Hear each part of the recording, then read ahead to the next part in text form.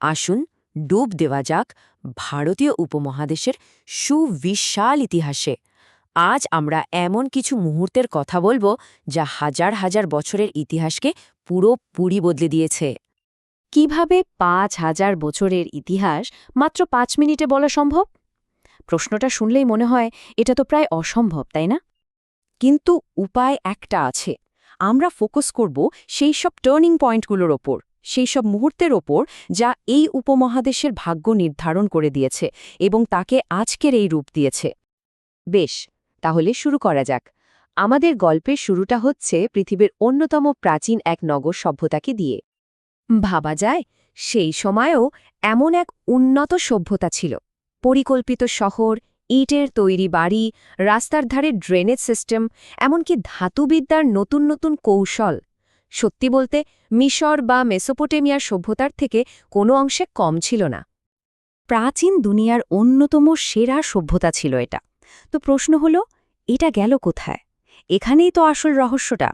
মনে করা হয় মারাত্মক খরার কারণে বাসিন্দারা অন্য জায়গায় ছড়িয়ে পড়েছিল, আর তাদের যে লিপি তার পাঠোদ্ধার আজও করা যায়নি। কি লেখা আছে সেখানে তা আজও আমাদের অজানা। তো সেই প্রাচীন সভ্যতার পর কি হল? এর ধ্বংসস্তূপ থেকেই কিন্তু গাঙ্গেয় সমভূমিতে জন্ম নিল এক নতুন চিন্তার যুগ, একটা নতুন অধ্যায়ের শুরু। এই সময়টা ছিল ভীষণ ইন্টারেস্টিং।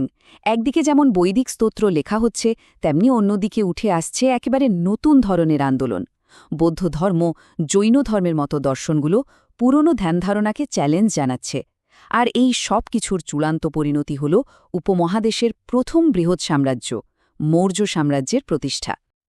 এই যে শ্রমণ আন্দোলন, এটা কিন্তু খুব গুরুত্বপূর্ণ, কারণ এই নতুন দার্শনিক গোষ্ঠীগুলোই সংসার মানে জন্ম-মৃত্যুর চক্র বা মুক্তির মতো ধারণাগুলো নিয়ে আসে।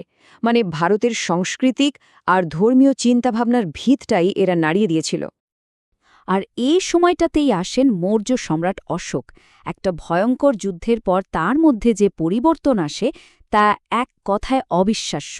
তিনি বৌদ্ধ ধর্ম গ্রহণ করেন এবং অহিংসার নীতিকে তার বিশাল সাম্রাজ্যের কোনায় কোনায় ছড়িয়ে দেন। ভাবুন, একজন শাসকের ব্যক্তিগত পরিবর্তন কিভাবে গোটা উপমহাদেশের ওপর প্রভাব ফেলেছিল। মৌর্যদের পতনের পর কিন্তু ইতিহাস থেমে থাকেনি, বরং ছোট বড় অনেক রাজ্যের উত্থান হল। আর ভারত প্রবেশ করল এমন এক যুগে যা পরিচিতি পেল তার অসাধারণ সাংস্কৃতিক আর বৈজ্ঞানিক সাফল্যের জন্য। আর এই যুগটাই হল গুপ্ত সাম্রাজ্যের সময়কাল, যাকে ভারতের স্বর্ণযুগ বলা হয়। আর কেনই বা বলা হবে না? একদিকে আর্যভট্টের মতো পণ্ডিতরা গণিত আর জ্যোতির্বিদ্যায় আলোড়ন ফেলছেন, অন্যদিকে কালিদাসের মতো নাট্যকারেরা অসাধারণ সাহিত্য রচনা করছেন। স্থাপত্য, ভাস্কর্য, চিত্রকলা সব দিকেই সৃজনশীলতার বিস্ফোরণ, আর শক্তিশালী বাণিজ্য তো ছিলই, যা এই অঞ্চলকে একটা গ্লোবাল কালচারাল হাবে পরিণত করেছিল। ভারতের ইতিহাসে পরের যে বড় পরিবর্তনটা এলো, সেটা কিন্তু ভেতর থেকে হয়নি। এই পরিবর্তনটা এলো বাইরে থেকে, মধ্য এশিয়া হয়ে। শুরুটা হলো ১২০৬ সালে দিল্লি সুলতানির হাত ধরে। এরপর কয়েক শতাব্দী ধরে তুর্কি আর আফগান শাসকেরা শাসন করলেন, আর এর ফলে জন্ম নিল এক অসাধারণ নতুন সংস্কৃতি, যাকে বলা হয় ইন্দো মুসলিম সংস্কৃতি। স্থাপত্য, সঙ্গীত, এমনকি ভাষাতেও দুটো ঐতিহ্যের এক দারুণ মিশ্রণ ঘটল। এরপর এলো মুঘল যুগ, যা শুরু হয় ১৫২৬ সালে। আর তাদের সময়ে এই উপমহাদেশ হয়ে ওঠে পৃথিবীর সবচেয়ে বড় অর্থনীতি। ভাবা যায় সেই সময় গোটা বিশ্বের জিডিপির প্রায় ১/৪, মানে ২৪.৪% আসত এখান থেকে। আর এই বিপুল অর্থনৈতিক আর সাংস্কৃতিক শক্তিরই প্রতিফলন আমরা দেখি স্থাপত্যে।